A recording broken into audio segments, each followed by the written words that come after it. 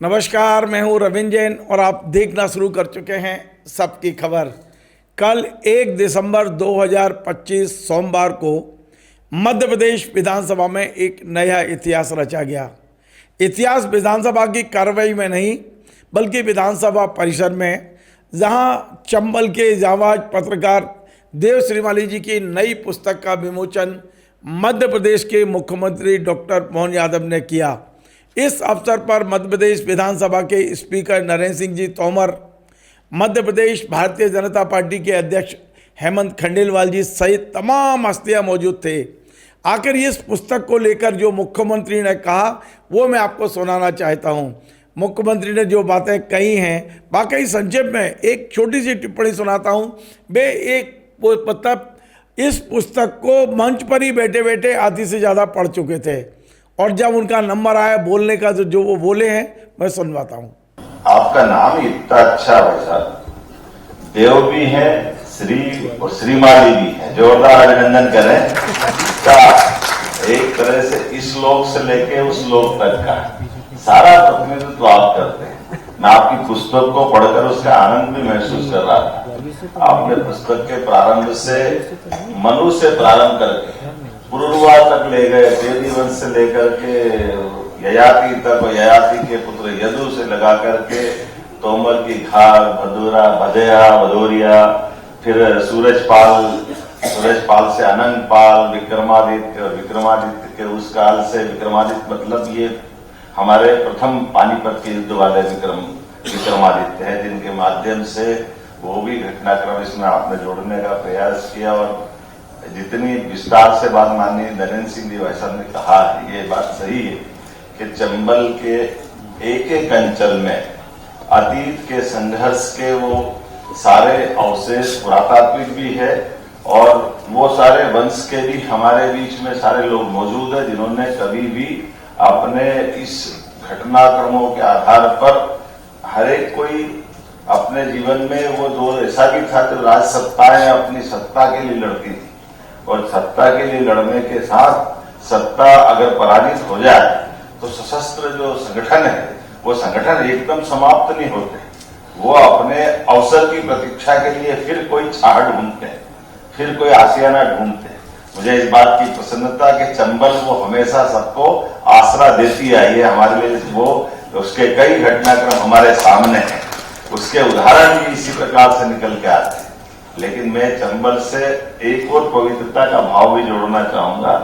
चंबल की विरालता विशालता भी है, लेकिन महाकाल की पवित्रता, उसकी आत्मा छिपरा भी उसी में समाहित है। इसलिए मुझे और आनंद आ गया आज की दृष्टि कि हमारे बीच चंबल की बाहरी भाव भारी पहचान अलग प्रकार की, लेकिन चंबल के अंदर घुमलता भी है, चंबल के अंदर लालित्य भी है, चंबल के अंदर वैविध्य भी है, उसमें धर्म आधारित सत्ता भी है। और इसी तो कारण है कि वहां से आगे बढ़कर के भगवान कृष्ण गोपाल की प्रिय धारा यमुना जी में अपने आप को समर्पित करते थे। वो चंबल से लेकर के यमुना अपना अस्तित्व भगवान कृष्ण को समर्पित करती। वैसे मध्य प्रदेश विधानसभा के स्पीकर नरेंद्र सिंह जी का जो मूल गांव है वो चंबल का है। उनका ज़्यादातर जीवन चंबल में बीता है। वे सांसद और विधायक भी चंबल से हैं। उन्होंने भी इस किताब पर काफ़ी भावुक होकर कुछ बातें कही हैं, मैं वो भी सुनवाता हूँ। मेरे मित्र आदरणीय देव श्रीमाली जी, कार्यक्रम में उपस्थित सभी सम्मानित भाइयों और बहनों, आज देव श्रीमाली जी की चंबल पर जो कृति है उसका विमोचन संपन्न हो रहा है। मैं इस अवसर पर देव श्रीमाली जी और उनकी पूरी टीम और उपस्थित सभी महानुभावों को अपनी ओर से बहुत बहुत बधाई देता हूं, बहुत बहुत शुभकामनाएं देता हूं। हम सब जानते हैं कि चंबल का क्षेत्र डकैतों के नाम से जाना जाता है, लेकिन सामान्यतः अगर हम दृष्टिपात करें कि चंबल की तरफ, तो हमारा भ्रम थोड़ी ही देर में समाप्त हो जाएगा। और मैं समझता हूँ इस पुस्तक के माध्यम से चंबल की जो विशेषताएं हैं उनको देवश्री माली जी ने लिपिबद्ध किया है और समाज के सामने रखा है। मैं समझता हूं कि उनका यह प्रयत्न बहुत ही स्वागत योग्य है और अभिनंदनीय है। चंबल के क्षेत्र को अगर हम देखें तो डकैतों की जो बात की जाती है वो स्वाभाविक रूप से आज अपराध का जो विकृत स्वरूप है उससे उसे जोड़ा जाता है। वस्तुतः उसका उद्गम वैसा नहीं था। सामान्यतः व्यवस्था के प्रति जो विद्रोह होता है और इसलिए प्राचीन काल में उन डकैतों को भी बागी कहा जाता था। डकैत नाम उसका एक विकृत स्वरूप है जो बाद में परिस्थितियां बनी उसके कारण आया। उस समय के जो बागी थे उनका भी अपना एक चरित्र था, उनके भी जीवन जीने की एक आचार संहिता थी और उस समय की जो भी परिस्थितियां रही, हमारे चंबल का दोनों तरफ का क्षेत्र, ग्वालियर चंबल संभाग अगर देखेंगे तो श्योपुर जिला है, मुरैना है, भिंड है, उधर इटावा है, उत्तर प्रदेश का आगरा है, राजस्थान का धौलपुर है, करौली है, सवाई माधोपुर है। चंबल का जो किनारा है इसने सामान्यतः कभी भी किसी की अधीनता स्वीकार नहीं की और अधीनता स्वीकार करने के कारण जो अन्याय और अत्याचार हुआ उसके परिणाम स्वरूप बागपन उत्पन्न हुआ और उसके कारण बागी खड़े हुए। लेकिन धीरे धीरे वो विकृति आती चली गई और वो अपराध की दुनिया बन गई। लेकिन मुझे प्रसन्नता है कि आज पूरा चंबल उस अपराध की दुनिया से पूरी तरह मुक्त है। अब मैं आपको मिलवाता हूं इस किताब के लेखक देवश्री माली जी से। देवश्री माली जी की इस पुस्तक को छापा है राष्ट्रीय पुस्तक न्यास ने। ये बड़ी गर्व और गौरव की बात है कि यदि भारत सरकार का ये जो एक कह सकते हैं उपक्रम है राष्ट्रीय पुस्तक न्यास, यदि आपको पुस्तक को छाप रहा है तो सबसे बड़ी बात है कि पुस्तक की एक एक लाइन प्रमाणिक है। यानी कि पुस्तक में दिए गए सारे तथ्यों की प्रामाणिकता को यदि कुछ उजागर करता है तो वो है इस पुस्तक के प्रकाशक। प्रकाशक ने इस पुस्तक को छापकर एक तरह से चंबल के इतिहास को करीब 150 पन्नों में समेटने की कोशिश की है। और हमारे जो मित्र पत्रकार हैं देवश्री माली जी, जिन्होंने इसका बड़ा आप कह सकते हैं कि तमाम सारी जगह से एक तरह से चंबल की तमाम सारी विरासत को, वहाँ की संस्कृति का दस्तावेजीकरण किया है, तमाम सारी चीज़ों को समेट के 150 पन्नों में लेकर आए गए। हम उनसे समझते हैं कि ये पुस्तक कितनी और उपयोगी है, किसके लिए उपयोगी है। अब हम देवश्री माली जी से समझते हैं कि आखिर ये पुस्तक लिखने की प्रेरणा कहाँ से मिली, इस पुस्तक को लिखते समय उनको क्या क्या दिक्कतें आईं। इस पुस्तक का प्रकाशन चूँकि राष्ट्रीय पुस्तक न्यास ने किया है, जो जिसकी खासियत है कि प्रमाण सहित वो सारी जानकारियाँ मांगते हैं, तो क्या क्या हुआ है और ये पुस्तक का वाकई क्या उपयोग है। देव भाई, आपका बहुत बहुत स्वागत है। पहले मैं आपको बधाई देता हूँ सबकी खबर की ओर से, अपनी ओर से, अपनी टीम की ओर से, कि वाकई आपने इतिहास रच दिया। चंबल पर ये जो पुस्तक है, आज तक चंबल के बारे में जैसे ही चंबल आता है तो हमारे बिल्कुल दृष्टि में आ जाता है डकैत, बीहड़, बंदूक, बगावत, ये सारी चीज़ें घुसती हैं। आपने ये पुस्तक लिखकर जो चंबल की संस्कृति और विरासत बताने की कोशिश की है, इसे पढ़कर चंबल के बारे में दृष्टि ही चेंज हो जाता है, सोच ही चेंज हो जाती है। क्या वाकई आपका यही टारगेट था कि हमें चंबल ये किताब लिख के चंबल की छवि को बदलना है? बिल्कुल। देखिए रविंद्र जी, सबसे पहले तो मैं आपको धन्यवाद देता हूँ।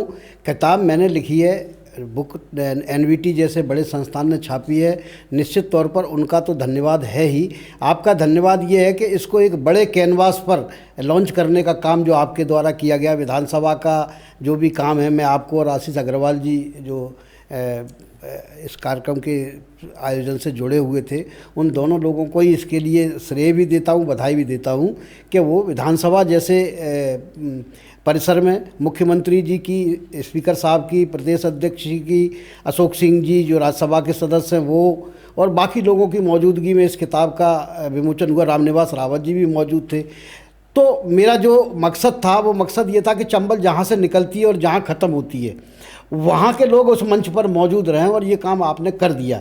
मुख्यमंत्री जी के क्षेत्र से चंबल निकलती है जानापाव से, तो वहाँ मुख्यमंत्री जी मौजूद थे।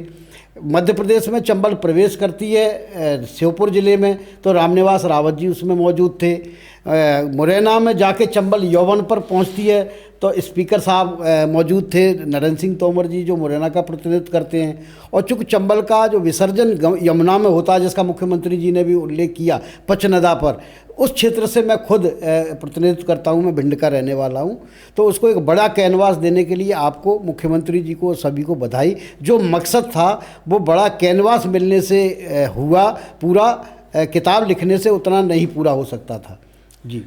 आप सबसे बड़ी बात यह है, जो मेरा एक सवाल है कि चंबल का नाम आते ही पूरी देश और दुनिया में केवल डाकू और जो बगावत, बंदूक, ये नज़र आता है। आपने वाकई ये जो पुस्तक लिखी है, इसे पढ़ने के बाद चंबल की छवि बदल जाती है। कितना गौरवशाली इतिहास रहा है, कितने योद्धा हैं। और कल आपने मंच से एक बड़ी बात कही थी कि केवल चंबल के 3 जिलों के 35,000 लोग सेना में, आप सोचिए, बॉर्डर पे खड़े होकर इस देश की सुरक्षा कर रहे हैं। तो क्या एकदम चंबल का बिल्कुल पूरा मतलब आपने अतीत तो समझाया है, लेकिन जो वर्तमान है चंबल का, वो तो पूरा दृष्टि बदलने वाला है। बिल्कुल रविंद्र जी, मेरा एक्चुअल में किताब के पीछे मकसद यही था, जैसा कि आपने कहा ना कि इसका किताब लिखने का आपके दिमाग में आया कब था। तो जब मैं 80 के दशक में यूपीएससी में क्वालिफाई हुआ, फिर उसके बाद मध्य प्रदेश पीएससी में क्वालिफाई हुआ, और जब इंटरव्यू की तैयारी कर रहा था मैं, तो जो हमारे एक्सपर्ट लोग जो हमें तैयारी करा रहे थे, उन्होंने कहा कि भाई आप चंबल के हो तो चंबल के बारे में ज़्यादा से ज़्यादा पढ़ो। उस समय इंटरनेट था नहीं, चीज़ें उपलब्ध नहीं थी। मैंने सारी लाइब्रेरियाँ ग्वालियर की खंगाली, भिंड की खंगाली, आगरा गए, इटावा गए और सब जगह गए, लेकिन चंबल को लेके एक भी किताब उनमें उपलब्ध नहीं थी। जो किताबें 2 उपलब्ध थी वो मेरे सहयोग से, एक तरह से कहें कि एक तो मेरे सहयोग से ही लिखी गई, कल्याण मुखर्जी ने लिखी थी बाद में जब मलखान सिंह का सरेंडर हुआ। और उससे पहले की जो किताब थी वो अमिताभ बच्चन के जो ससुर हैं तरुण कुमार भादुड़ी जी, मध्य प्रदेश के यशस्वी पत्रकार थे, उन्होंने लिखी थी। लेकिन दोनों किताबें सिर्फ डाकुओं पर बेस दी, चंबल पर बेस कोई किताब इससे पहले, ये किताब प्रकाशित हुई है, इससे पहले किसी भी भाषा में उपलब्ध नहीं है। ये एक दुखद और दुर्भाग्यपूर्ण पहलू था। तो मेरे दिमाग में उस समय ये आया था कि अगर मैं कभी कुछ बना, तब मैं बहुत युवावस्था में था, कोई बड़ा स्थापित पत्रकार लेखक था नहीं, शुरुआत कर रहा था आपके साथ ही। तो उस समय मेरे दिमाग में आया कि कभी अगर हुआ तो करेंगे। लेकिन इसके बाद मैं पत्रकार भी बन गया, भगवान की कृपा से अच्छा लिखने पढ़ने भी लगा। लेकिन सारी चीज़ें ये जो है, जैसा होता है आप जगह छोड़ देते हो तो आपके साथ में वो चीज़ें नहीं चलती, लेकिन दिमाग में चलता रहा। अभी कुछ साल पहले, जब कोरोना के पहले, Pankaj Chaturvedi national book trust के हिंदी के संपादक थे, तो ये जब उनके दिमाग में भी आया कि यूपीएससी वगैरह की ये तैयारियां होती हैं, उसके लिए चंबल पर कोई किताब नहीं है, तो उन्होंने मुझे अप्रोच किया और उन्होंने मुझसे कहा कि देव भाई, मेरा उनसे कोई परिचय नहीं था, उसके बाद ही फ़ोन के बाद फिर उनसे परिचय हुआ। उन्होंने कहा देव भाई आप लिख सकते हो किताब और इस पर आप मेहनत करो, लेकिन मुझे अच्छी किताब चाहिए। तो मैंने कहा ये मेरे लिए तो अच्छी ही किताब बनाने का काम है। तो मैंने इसमें 3 साल लगाए, 5,000 से ज़्यादा किताबें अलग अलग क्षेत्रों में जाके मैंने पढ़ी। अगर जी, एक किताब के लिए 5,000? हाँ, 5,000 किताबें मैंने पढ़ी, 200 के आसपास किताबें मैंने खरीदी, जो भले ही डायरेक्टली चंबल से रिलेटेड नहीं थी, लेकिन चंबल में किन किन लोगों की, तो मैंने इसमें सीक्वेंस मिलाया कि महाभारत काल से चंबल की स्थिति क्या थी। और उसमें जो कुंती, मैंने कहा ना कि बहुत सारी चीज़ें विस्मृत हैं, जैसे कुंती जो बुआ थी भगवान कृष्ण की, वो हमारे यहाँ से निकली थी, मुरैना से। कुतवार आज भी वो जगह बनी हुई है। वहीं भी कर्ण का जन्म हुआ, जो महाबली थे, उसी वहीं से। कर्ण का जन्म चंबल में हुआ जी है? बिल्कुल, चंबल इलाके में। चंबल इलाके में हुआ, मुरैना जिले में हुआ। उनको सूर्य भगवान का मतलब पुत्र माना जाता है, और शुक्राचार्य ने कुंती को आशीर्वाद दिया था, तो वो पैदा हो गए थे, लेकिन उनको पाल नहीं सकती थी, तो उन्होंने एक स्वर्ण मंजूषा में रख के उनको बहा दिया।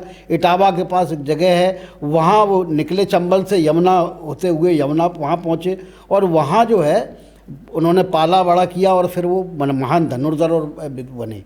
इसके बाद हमारे यहाँ बहुत सारे तपस्वी रहे, जैसे कि जब त्रेता युग में भगवान राम ने, हनुमान जी ने जब शनि को मुक्त करा दिया रावण के कब्जे से, लेकिन लंबे समय तक रावण की कैद में रहे। शंकर जो शनि थे वो कृषकाय हो चुके थे, कमज़ोर थे, उनकी वो जो काफ़ी, तो उनको जब वहाँ से आए तो यहाँ उन्होंने तपस्या की, जो जगह मुरैना में मौजूद है। और दुनिया भर में जितने भी शनि मंदिर बनाए जाते हैं रविंद्र जी, वहाँ यहीं से पत्थर जाता है। सबसे बड़ी बात है, सिंगड़ापुर का पत्थर हो, मथुरा का हो, साउथ के हो। ये जो चंबल इलाके में एक शनिचरा मंदिर है वहीं से जाते हैं सारे पत्थर वहीं से जाते हैं। वो शनिचरा मंदिर उस पर बना हुआ है, उसका नाम शनि पर्वत है, ऐती एक जगह है। अब वहाँ काफ़ी अच्छा टूरिज्म का इलाका डेवलप कर दिया गया, नारायण सिंह जी ने कराया।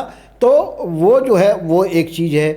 हमारे यहाँ मितावली पड़ावली जो वर्ल्ड प्रसिद्ध चीज़ है, कोई चौथी शताब्दी की, जैसे खजुराहो की मूर्तियाँ हैं, उससे 200 साल पहले की उसी तरह की मूर्तियाँ मुरैना ज़िले में मौजूद हैं। यानी वो वास्तु जो चंदेला वहाँ लेके गए, वो चंबल से लेके गए, जिसका उल्लेख नारायण सिंह जी ने भी किया कि जो भारत की संसद थी पुरानी, और दुनिया की एक और जगह की संसद है, उसका जो नक्शा है वो मुरैना ज़िले से गया। तो ऐसी तमाम सारी चीज़ें लिखी छाप। योगिनी मंदिर है ना, हाँ, 64 योगिनी मंदिर उसी से गया है। उसी से गया है। इसके अलावा जो मंदिरों की श्रृंखला निकली, आपने देखा होगा 100 के ज़्यादा 100 तो मंदिर निकल चुके हैं अभी तक ज़मीन में तैयार, केवल चंबल के 3 जिलों में, एक जिले में, मुरैना जिले के एक गांव में, वहाँ 101 मंदिर जो मोहम्मद करके के मोहम्मद जो, तो चंबल को एक तरह से मुझे लगता है कि पर्यटन का बड़ा केंद्र बड़ा केंद्र है ही। आपकी ये पुस्तक बताती है कि चंबल पर्यटन के लिए एक बहुत ही आकर्षक का केंद्र है, चंबल के पूरे 3 जिले। बिल्कुल। आप देखिए मुरैना का, अब श्योपुर का देख लीजिए आप। श्योपुर जो है जैन माइथोलॉजी की दृष्टि से बहुत ही महत्वपूर्ण स्थान है। मैंने इस किताब में बताया, दूब कुंड से लेकर के और तमाम जो है जो राजा महाराजा थे वो जैन धर्म से प्रभावित हुए, और उन्होंने वहाँ जो है स्थान लिया और वहाँ तपस्या की श्योपुर ज़िले में। यहाँ तक कि श्योपुर के जो गौड़ राजा थे, अंतिम राजाओं में से, वो उन्होंने तो अपना धर्म भी जैन धर्म अपना लिया था, और वहाँ वो उसको मानते थे।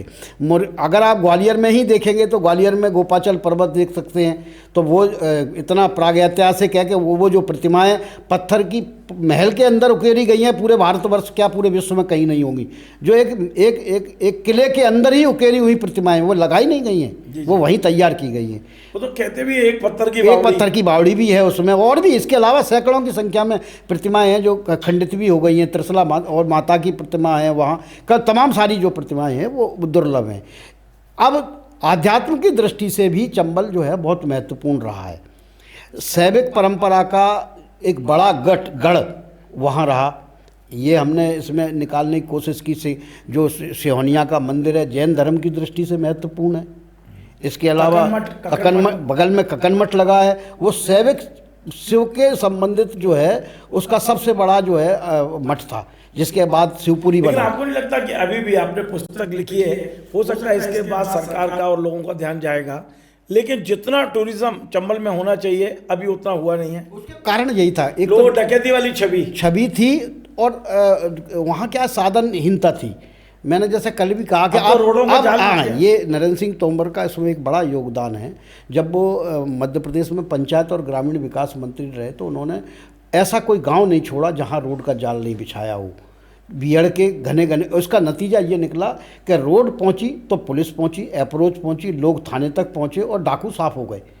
आज चंबल में एक भी सूचीबद्ध गिरोह नहीं है जो चंबल डाकुओं के नाम से जाना जाता था और थे भी, लेकिन एक भी सूचीबद्ध गिरोह नहीं है। तो एक ये बड़ा बदलाव वहाँ आया है।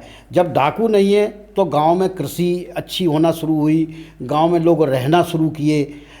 जो प्रधानमंत्री जी ने वहाँ चीते का अभयारण्य बनाया, वो एक वर्ल्ड टूरिज्म पर ले जाने का एक बड़ा माध्यम बना।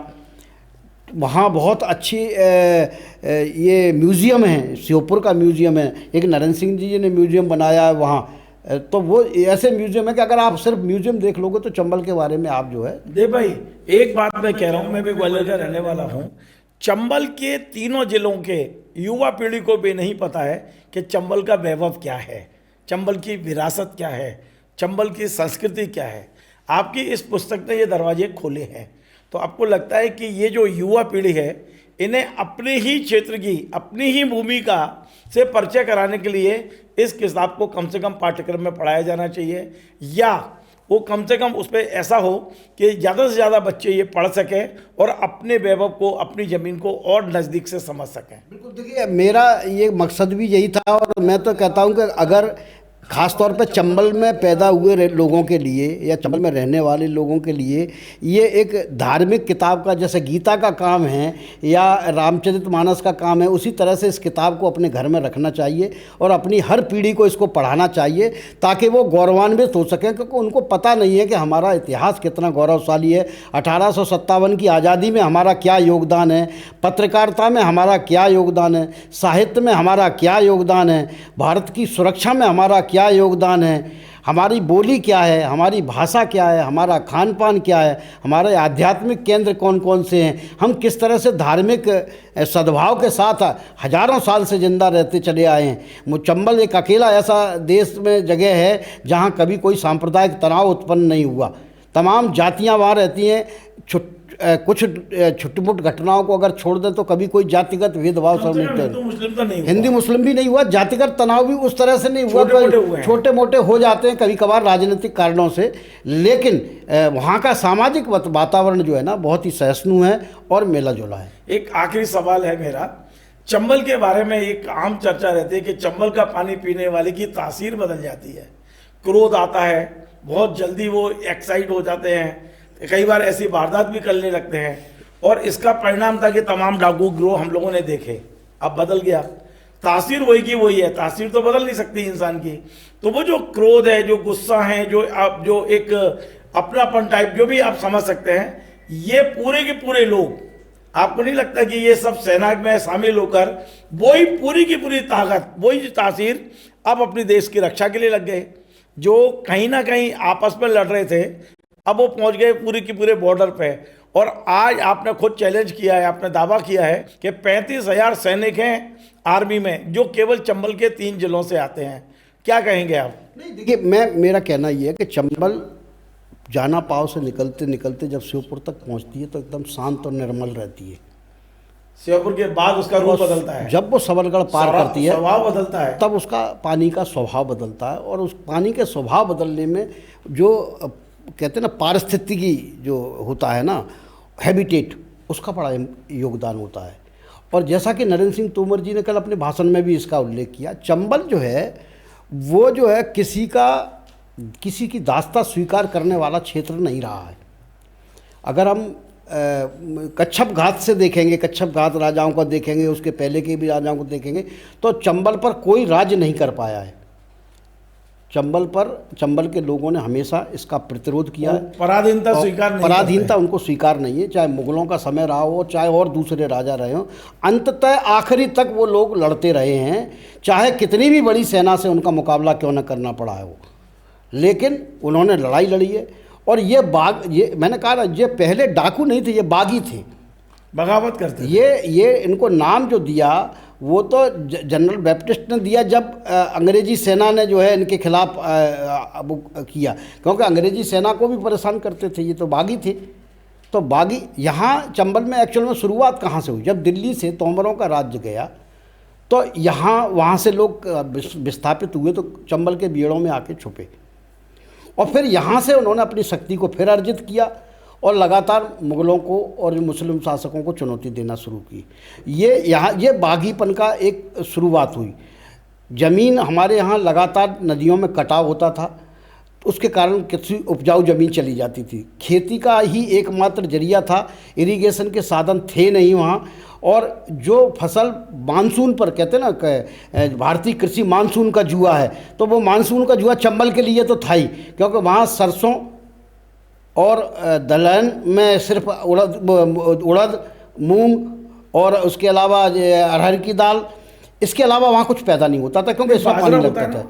जो ज्वार बाजरा जो जिसमें पानी की जरूरत नहीं है। बाजरा पूरे देश में सबसे ज्यादा चंबल में बिल्कुल होता है। बिल्कुल है ना। तो वो जो है वहाँ किसी ज़माने में मुरैना कपास की देश की सबसे बड़ी मंडी हुआ करती थी, लेकिन दुर्भाग्य से आज वहाँ एक दाना कपास पैदा नहीं होता।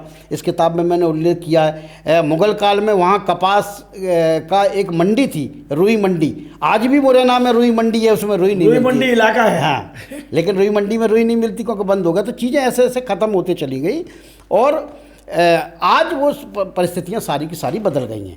आज इरिगेशन है, आज हमारे सरसों, देश में सबसे अधिक सरसों वहाँ पैदा होती है, पीला सोना उसको कहा जाता है। गेहूँ पैदा होता है, हर फसल, मटर पैदा होती है वहाँ, आलू पैदा होता है वहाँ। तो समृद्धि बढ़ती है तो अपराध भी कम होते हैं, अपराधी भी कम होते हैं। और कौन आदमी है जो एक डाकू बन के कुत्ते जैसी ज़िंदगी जीना चाहेगा बीहड़ में रह के, जहाँ मैंने कितने डकैतों के इंटरव्यू लिए जो 5-5 दिन तक नहाए नहीं होते थे, है ना, जिन्होंने 8-8 दिन तक खाना नहीं खाया होता था। कोई नहीं रहना चाहता, एक जिल्लत भरी ज़िंदगी है, परेशानियों में ही आदमी जाता है।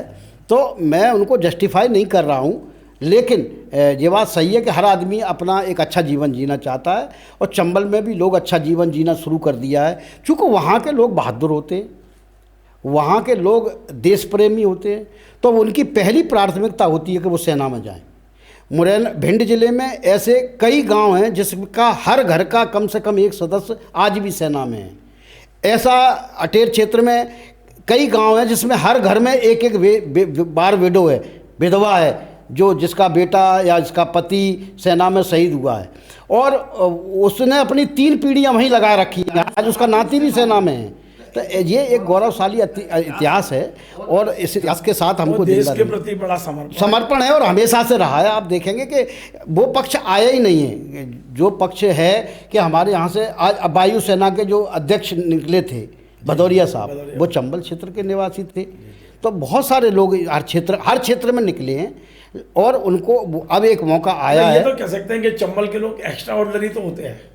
हाँ, नहीं एक्स्ट्रा ऑर्डिनरी नहीं होते तो कम से कम होते तो हैं ही। उनका आप सोचिए कि सेना में 35,000 जाबाज, बिल्कुल अपनी जान की चिंता ना करके राष्ट्र की चिंता करना।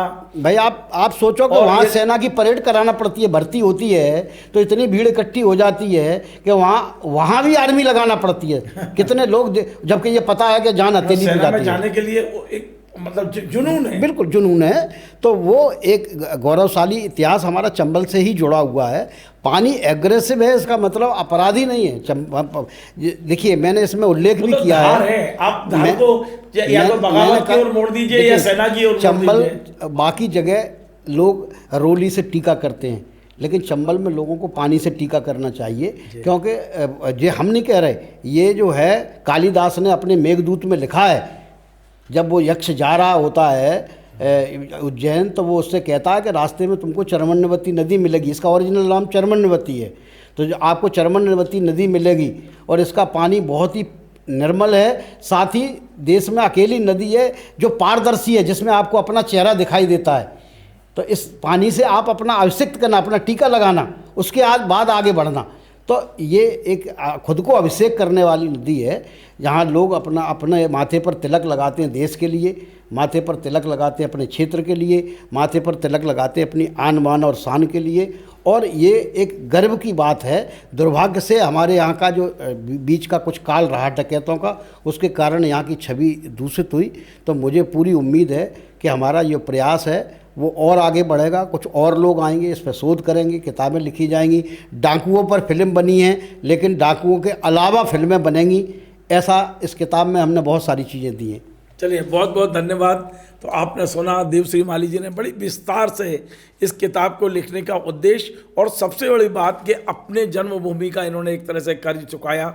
जिस चंबल की मिट्टी में ये पैदा हुए, बेशक अब इन्होंने अपनी कर्मभूमि ग्वालियर को बनाया, पर ग्वालियर और चंबल को हम अलग करके नहीं देख सकते। और निश्चित तौर पे देव श्रीमाली जी की ये पुस्तक चंबल की पूरी छवि को बदलने का काम करेगी।